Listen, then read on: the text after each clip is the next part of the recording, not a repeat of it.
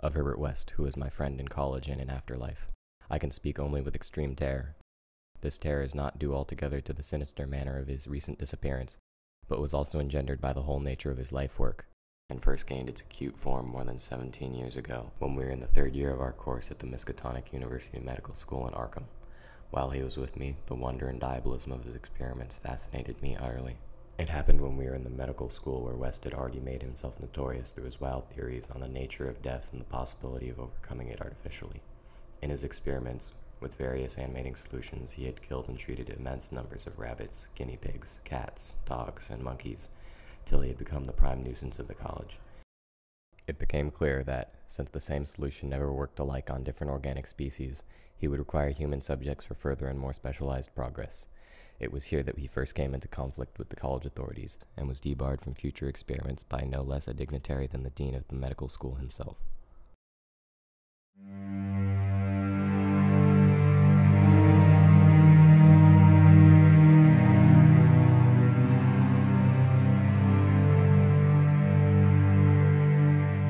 Holding that all life is a chemical and physical process, and that the so-called soul is a myth, my friend believed that artificial reanimation of the dead can depend only on the condition of the tissues. Unless actual decomposition is set in, a corpse fully equipped with organs may with suitable measures be set going again, in the peculiar fashion known as life. West fully realized that the psychic or intellectual life may be impaired by the slight deterioration of sensitive brain cells, which even a short period of death would be apt to cause. It was not long after the faculty had interdicted his work that West confided to me his resolution to get fresh human bodies in some manner, and to continue in secret the experiments he could no longer perform openly.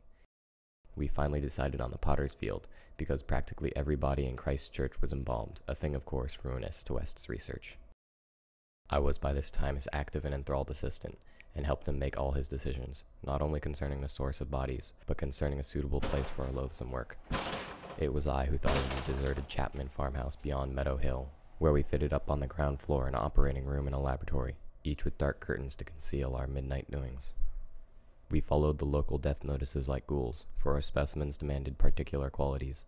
What we wanted were corpses interred soon after death without artificial preservation, preferably free from malforming disease, and certainly with all organs present. Accident victims were our best hope. Not for many weeks did we hear of anything suitable, though we talked with morgue and hospital authorities, ostensibly in the college's interest, as often as we could without exciting suspicion. In the end, though, luck favored us, for one day we heard of an almost ideal case in the Potter's Field. A brawny young workman drowned only the morning before in Summer's Pond, and buried at the town's expense without delay or embalming. That afternoon we found the new grave, and determined to begin work soon after midnight.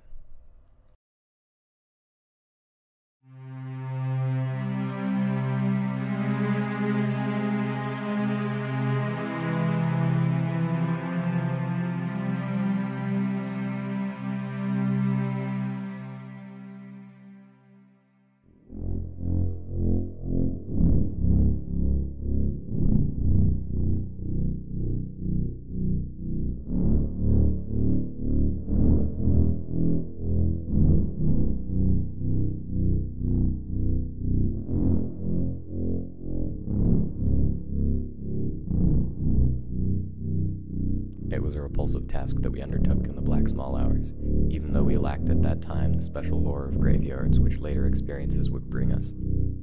The process of unearthing was slow and sordid. It might have been gruesomely poetical if we had been artists instead of scientists. And we were glad when our spades struck wood.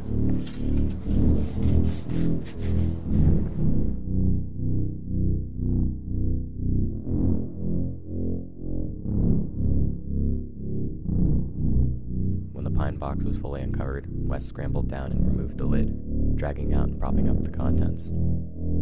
I reached down and hauled the contents out of the grave, and then both toiled hard to restore the spot to its former appearance. The affair made us rather nervous, especially the stiff form and vacant face of our first trophy, but we managed to remove all traces of our visit. When we had patted down the last shovelful of earth, we put the specimen in a canvas sack and set out for the old Chapman place beyond Meadow Hill. On an improvised dissecting table in the old farmhouse, by the light of a powerful acetylene lamp, the specimen was not very spectral looking. With the eyes closed, it looked more asleep than dead, though the expert test of my friend soon left no doubt on that score. We had at last what West had always longed for, a real dead man of the ideal kind, ready for the solution as prepared, according to the most careful calculations and theories for human use. The tension on our part became very great. We knew that there was scarcely a chance for anything like complete success, and could not avoid hideous fears and possible grotesque results of partial animation, especially where we were apprehensive concerning the mind and impulses of the creature, since in the space following death some of the more delicate cerebral cells might have suffered deterioration. I myself still held some curious notions about the traditional soul of man, and felt in awe at the secrets that might be told once one returned from the dead. I wondered what sights this placid youth might have seen in inaccessible spheres, and what he could relate if fully restored to life. But my wonder was not overwhelming, since for the most part, I shared the materialism of my friend. He was calmer than I as he forced a large quantity of fluid into a vein of the body's arm. The waiting was gruesome, but West never faltered. Every now and then I applied the stethoscope to the specimen, and bore the negative results philosophically. After about 3/4 of an hour, without the least sign of life, he disappointedly pronounced the solution inadequate, but, determined to make the most of his opportunity and try one change in the formula before disposing of his ghastly prize.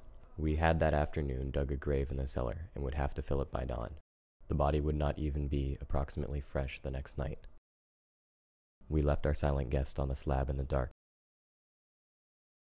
and bent every energy to the mixing of a new solution, and weighing and measuring, supervised by West with an almost fanatical care. The awful event was sudden and wholly unexpected. I was busy over the alcohol blast lamp, and West was pouring something from one test tube to another, when from the pitch-black room we had left there burst the most appalling and demonic succession of cries that either of us had ever heard. Not more unutterable could have been the chaos of hellish sound if the pit itself had opened to release the agony of the damned. Human it could not have been. It is not in man to make such sounds. And without a thought of our late employment or its possible discovery, both West and I leapt through the nearest door like stricken animals, overturning tubes, lamps, and retorts, and vaulting madly into the starred abyss of the rural night. I think we screamed ourselves as we tumbled frantically toward the town, though as we reached the outskirts we put on a semblance of restraint. We did not separate, but managed to get to West's room, where we whispered with the gas up until dawn. By then we had calmed ourselves a little with rational theories and plans for investigation, so that we could sleep through the day. But that evening 2 items in the paper, wholly unrelated, made it again impossible for us to sleep. The old deserted Chapman house had inexplicably burned to an amorphous heap of ashes. That we could understand because of the upset lamp. Also, an attempt had been made to disturb a new grave in the potter's field, as if by futile and spadeless clawing at the earth. That we could not understand, for we had patted down the mold very carefully, and for 17 years after that, West would look frequently over his shoulder and complain of fancied footsteps behind him. Now he has disappeared.